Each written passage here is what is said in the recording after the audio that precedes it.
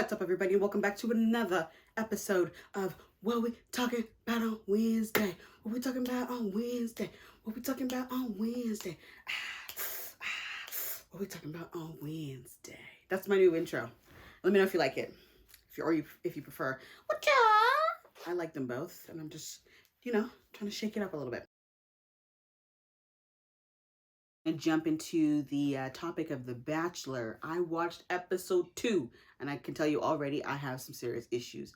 I don't know how you guys in the past have watched Bachelor and The Bachelorette and not had feelings of concern, but I feel like I want to like wring people's necks through the TV or yell at people. Like I feel like I want to be like, it's her. She's the one that's the problem. Or shake The Bachelor and be like, don't talk to this girl. She's a waste. And my biggest issue this episode was Mary Lynn and Victoria.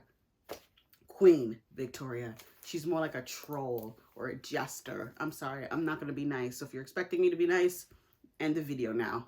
Because I'm about to spoil and I'm about to say some opinionated opinions.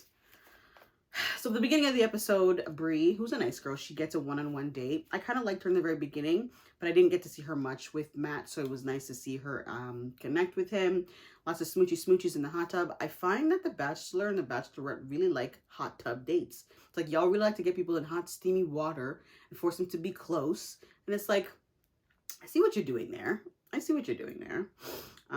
All the girls are kind of out watching their date, and I kind of find that that's a little bit weird. If I was on a date and then I've got like 29 other girls watching me going, oh, that would make me so uncomfortable. But I guess that's sort of mindset of being on The Bachelor. Then you have Miss Victoria going on a rant about she doesn't want to be friendly, and this is what she was talking about. This is why she doesn't want to, pretend we're, they're all friendly in the house, because it's a competition and they're all vying for the attention of one man. And I get that. I can understand not wanting to be like fake and phony with people because you're all there for one objective and at the end only one person wins. However, you are still experiencing something unique to you and those group of girls. So having one person or two people who are close to you and who you can feel like you can confide in isn't a bad thing. I think I honestly feel like either she's been put on the show simply to cause drama or she's absolutely insane, because the way she speaks to people and projects the way she is on others, it's so frustrating. She said that Mary Lynn is manipulative and a bully, and that is the definition of what Victoria has exhibited in this show so far. I can't stand her. I can't stand her. I cannot stand her. And the whole episode.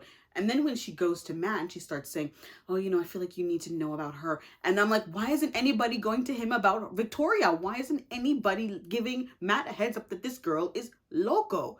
She's loco. She's a troublemaker. She's disrespectful. She's a bully to the other girls. And they're all trying to not be that girl. But somebody's got to put her in her place. Like, somebody needs to do it. Unless it's going to be Chris, the host. Somebody's got to put that girl in her place or shut her up. Or Matt just needs to cut her. She's like, oh, she's so aggravating. Anyway, moving on. So Brie, she got her rose for that date, and that was nice. She kind of reminds me of Tatiana Ali from Fresh Prince. I think she's really pretty. Then Sarah, she goes on her date. Now, if you remember my last video, I mentioned her. She was one of my top picks. I really like her. But I was frustrated with her that she wasn't willing to open up at the beginning of her date with Matt, and he expressed his frustration. However, she did in the second half, and I felt like that was a really good bonding moment and important for him to want to continue to get to know her. So good on you, Sarah, for that. She got her smoochy smooch, and she got her rose too. I got notes, guys. I got notes. And yeah, and I think it was good because he wanted to reassure her and make her feel comfortable about opening up. And that isn't something you see. And I find that even though this is a completely new experience to Matt, I find that he's very genuine in his concern for people. And it comes off like he wants to really make sure that these women feel comfortable. Even though he's in a much more uncomfortable position than them, he is really trying. And my heart goes out to him. And I am really rooting for him because he seems genuine in his desires. And seeing the clips of what's going to happen on in the latest episodes, it makes me kind of really want to, I really want to stick to it because it looks like there's going to be some serious drama. Who else?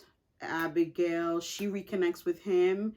and I think she's sweet. He says he thinks she's sweet, and that kind of makes me go, I hope he doesn't kind of disconnect from her, because I just love Abigail. I think she's such a sweet girl. One of the things I didn't kind of like about the episode, and what makes me kind of cringe about shows like this, is when there were women who were like crying over not getting to spend time with him. And I get that that's your goal and that's why you're there, but it gives me a really kind of cringy vibe of like, you know, a kid not getting their turn to see Santa Claus. And it's like, yes, that's really sad, but you'll get your chance. It's nothing to the world. And if you don't, you'll survive. Like, it wasn't meant to be. So to see grown women crying over not getting to spend potentially 6 or 7 minutes with the guy really kind of gives me cringy vibes. Maybe that's something I'm not used to because I don't watch The Bachelor or The Bachelorette often enough, but it really kind of gives me Beggy vibes, and I just, it's not for me. Honestly, the rest of my notes is literally just about Victoria and how she's a vindictive, jealous liar. She uses Matt and towards the ending of the episode, kind of like her like teacher or principal she can go tattletale to, and have him go, I'm going to get to the bottom of this, and spend the rest of the evening, rather than just, you know, talking to the other girls, you know, pulling Mary Lynn aside and saying, here's what I heard about you and I didn't like that. And it's like, if you're such a woman as you say, Victoria, why didn't you handle it like a woman when Mary Lynn came to you and tried to speak to you? You are a manipulator. You are a problem starter. You are a cancer among the group. And I truly hope that Matt cuts you out and fast. Anyway, y'all, that is this episode of what we're talking about on Wednesday. I will see you next week. Bye.